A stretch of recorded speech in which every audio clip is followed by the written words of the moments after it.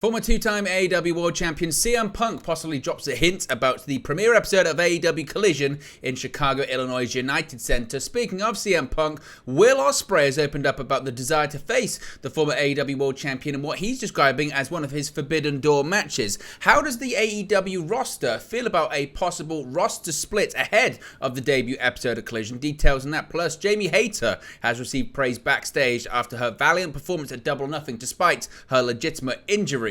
Anarchy at the arena main evented the show at Double or Nothing. We've got an injury update on if anyone had any knocks coming out of that match, an update on some Fight Forever Easter eggs, and we have the ratings for last Friday's episode of Rampage.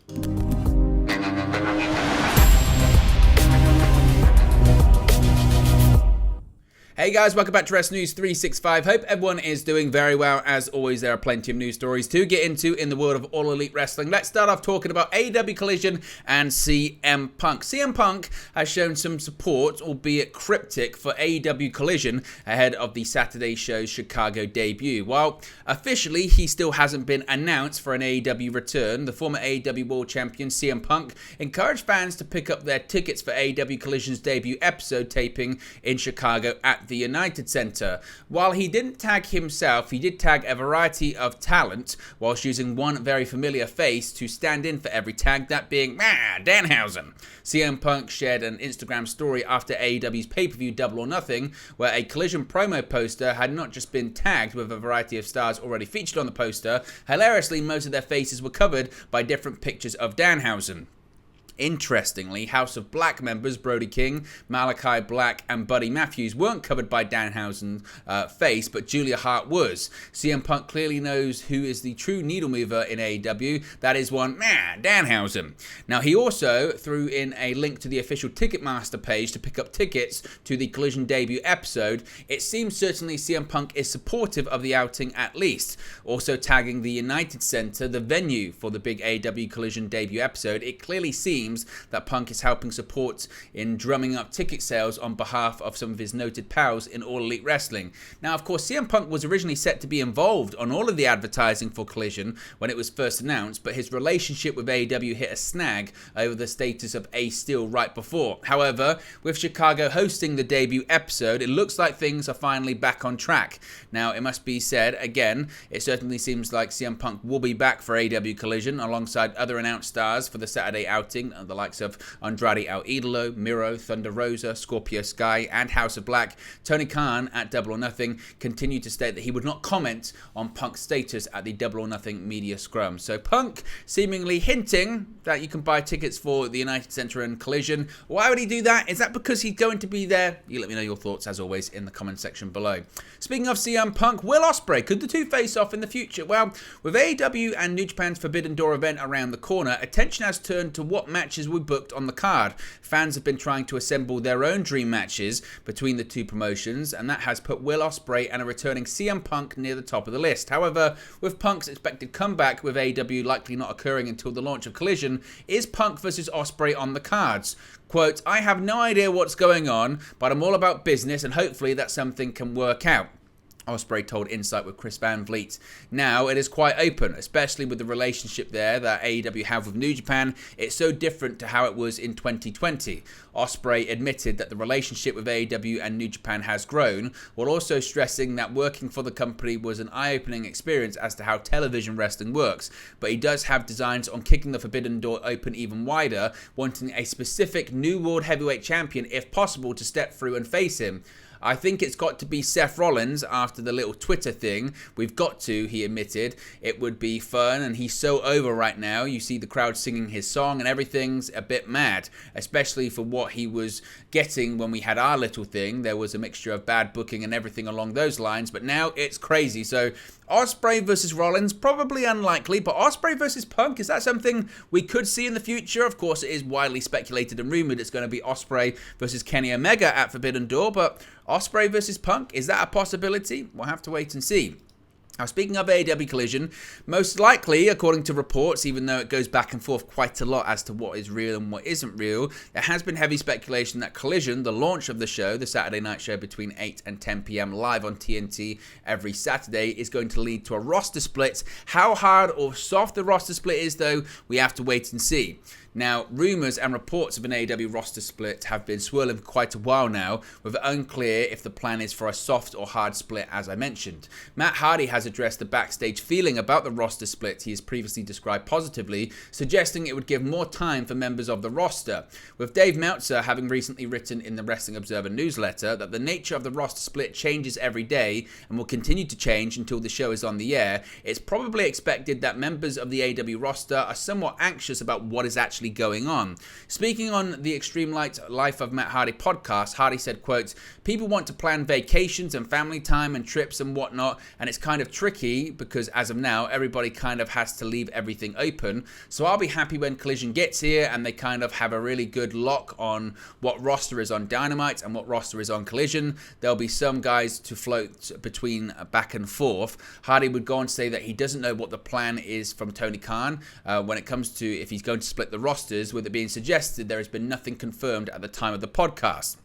He would comment on the schedule he and other members of the roster currently enjoy in AEW, adding, quote, "I hope it's a pretty regular schedule so the guys that are involved can live a regular life." So again, as of right now, we still don't really have any confirmation on that, but of course, if we do get that eventually, we'll let you know. Now, Double or Nothing was this past weekend. We have a brand new AEW Women's World Champion. As previously reported, Jamie Hayter dropped the AEW Women's World Championship to the Outcast member Toni Storm at the show. Going into Double or Nothing, however, there were concerns that Hayter would not be able to perform due to injuries that had seen her not cleared to wrestle in the week prior to the event. According to Sean Ross Sapp of Fightful Select, they had recently reported that Hayter's injuries were legitimate and that she's been battling them for the better part of a month, with Tony Khan addressing the situation in the pre-Double or Nothing media call by stating that AEW had built a storyline reason for Hayter's injury, confirming the legitimacy of the injury, but also saying that Hayter was intent on having her match at the pay-per-view. It should come as no surprise that Hayter has been the recipient of backstage praise. According to PW Insider, there were a lot of people backstage praising Jamie Hayter for gutting through her back issues to drop the AEW Women's title to Toni Storm. It was also noted by PW Insider that the audience for AEW Double or Nothing was late arriving, with the venue not really filling up until Storm versus Hayter. So there was a combination of quite a few audience issues, wasn't there? With some people saying the building was quiet, it wasn't mic'd properly, there was dispute over how many tickets were sold, there were a lot of empty seats, particularly at the beginning of the show. Again, it did fill up. Some people suggesting again that people were late to get to the venue, other people suggesting that production was moving people around. There have been quite a few different pictures that have been floating around on social media. Again, if we get any more information on that, we'll let you know about the attendance for Double or Nothing. Now, Anarchy at the arena, or in the arena rather, was the main event of Double or Nothing, and an injury update has emerged after the event of Anarchy in the arena match at AEW Double or Nothing. The Anarchy in the arena match saw the Blackpool Combat Club, that being Bryan Danielson, Claudio Castagnoli, Jon Moxley, and Wheeler Yuta, defeat the Elite, that being Hangman Adam Page, Kenny Omega, and the Young Bucks, after the betrayal of Don Callis' Project Konosuke Takeshita.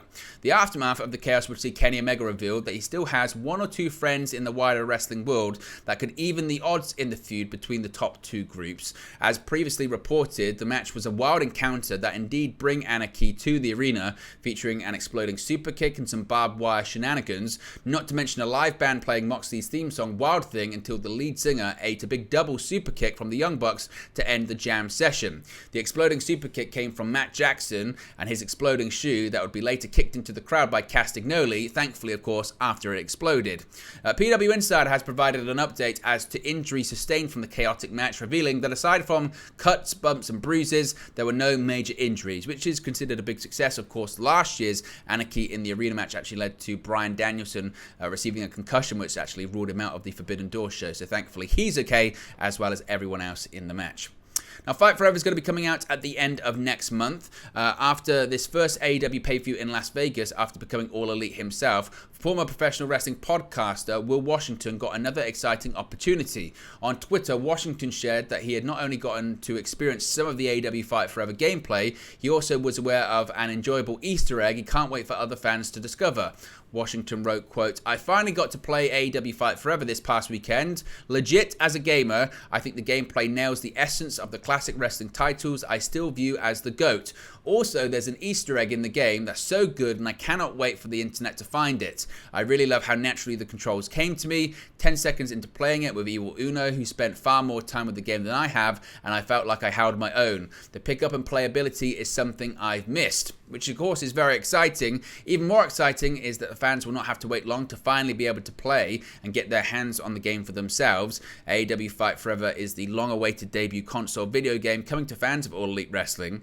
While several gameplay clips were showed and shared during AEW Double or Nothing 2023 weekend, including confirming Mr. Brody Lee is in the game as a playable character and a more detailed look at some of the characters, the rest of the world will get to see that for themselves very, very soon. Recently, AEW has announced that the game will be released on June 29, 2023. The game will be available on PS4, PS5, Xbox One, Xbox Series XS, PC, and Nintendo Switch console. So certainly, again, we're going to be doing a lot when it comes to Fight Forever here on the channel. We're going to be streaming the game live and finding out if it's any good or not.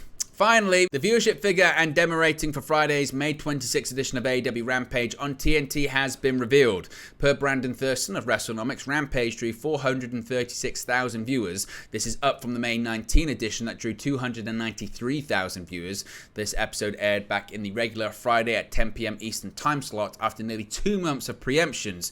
In the key 18 to 49 demographic, Friday's show scored a 0.11 rating. This is also up from the week prior that scored a 0.09 rating. This is the highest demo rating for the show since the April 14 episode. AEW ranked number 13 on cable in the demo for the evening. The show featured the Acclaimed and Daddy Ass defeating LFI's Rouge, Preston Vance and Dralistico in the opener. Also, Big Bill and Lee Moriarty defeated the Best Friends in the main event. So Rampage rebounds a little bit when it comes to the ratings after being back in its regular time slot. But there you go, guys. It's latest AEW news for you. Be sure to smash a like on the like button. Be sure to subscribe bottom right hand corner. Let me know your thoughts in the comment section below, and I'll speak to you again very, very soon.